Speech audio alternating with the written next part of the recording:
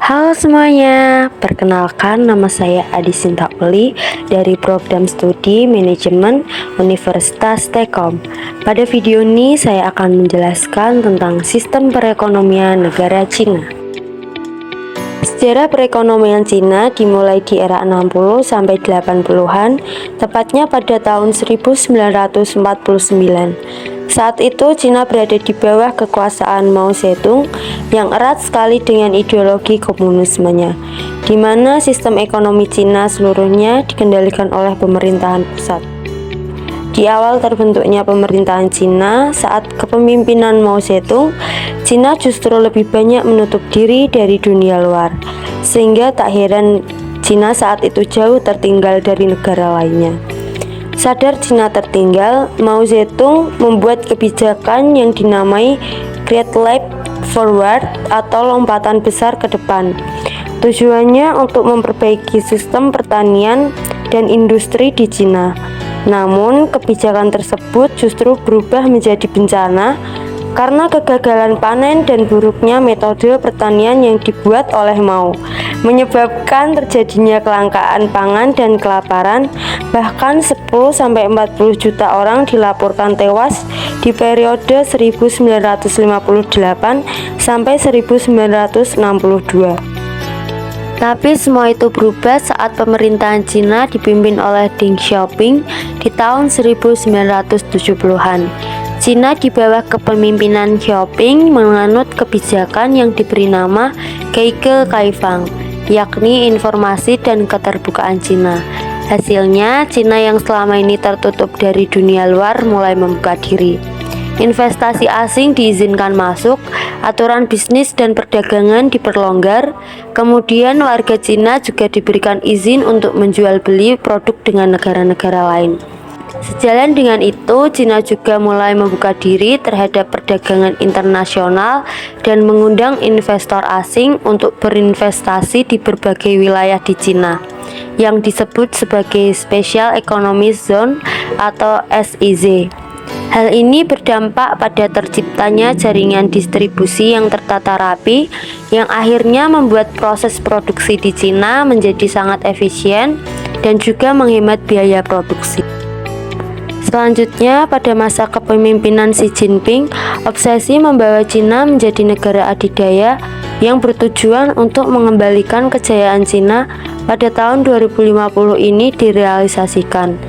Cita-cita ini kemudian dilakukan dengan berbagai proyek ambisius, salah satunya adalah Belt and Road Initiative, yakni berupa jalur perdagangan dan infrastruktur yang berupaya menghubungkan Cina dengan Asia Tengah, Afrika, dan Eropa, yang melibatkan sedikitnya 60 negara termasuk salah satunya Indonesia.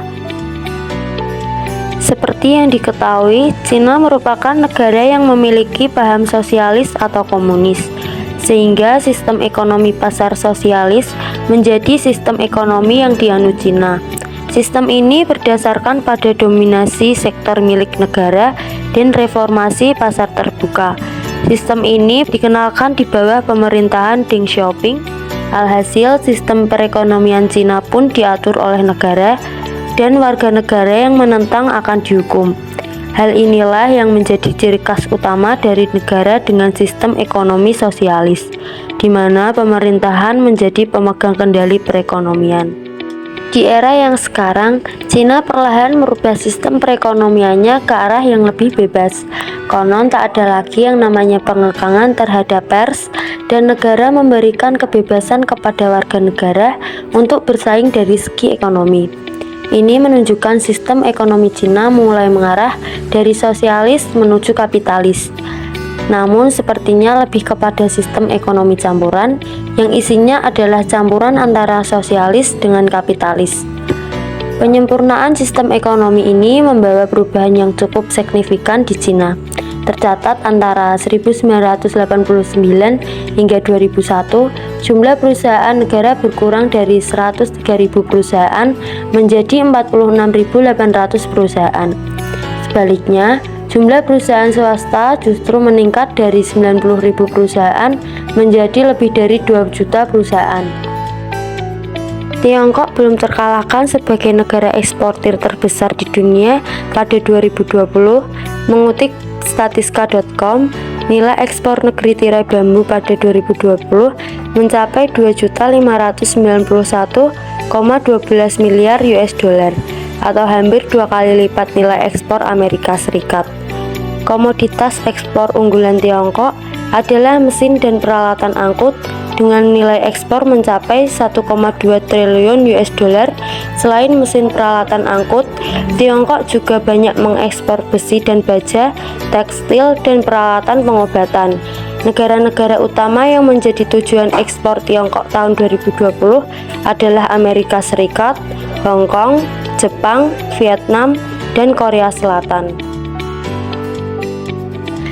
Biro Statistik Nasional Cina atau NBS telah mengumumkan bahwa produk domestik bruto atau PDB Cina tumbuh 5,5% secara tahunan pada paruh pertama 2023. Dari data NBS, nilai PDB Cina mencapai 59,3 triliun yuan pada paruh pertama 2023, sementara pada kuartal kedua, PDB negara tersebut meningkat 6,5%.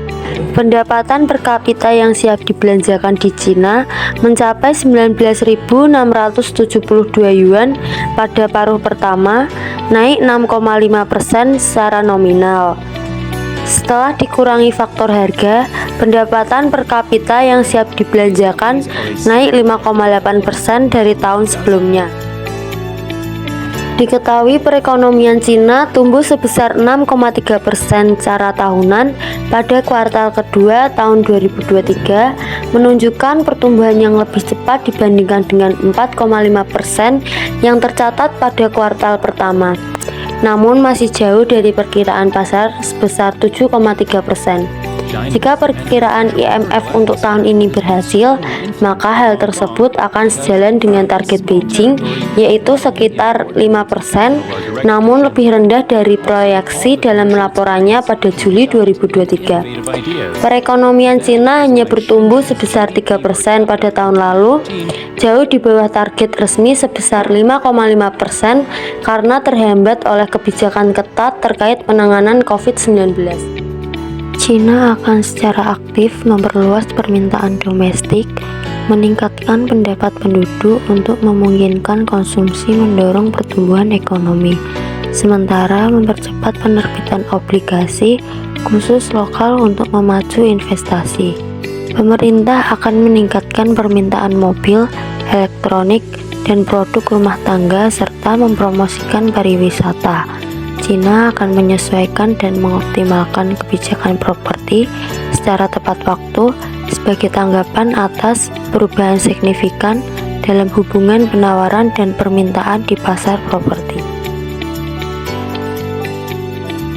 Nah, kurang lebih begitu ya teman-teman, penjelasan mengenai sistem perekonomian negara Cina. Semoga bermanfaat ya. Sekian dan terima kasih.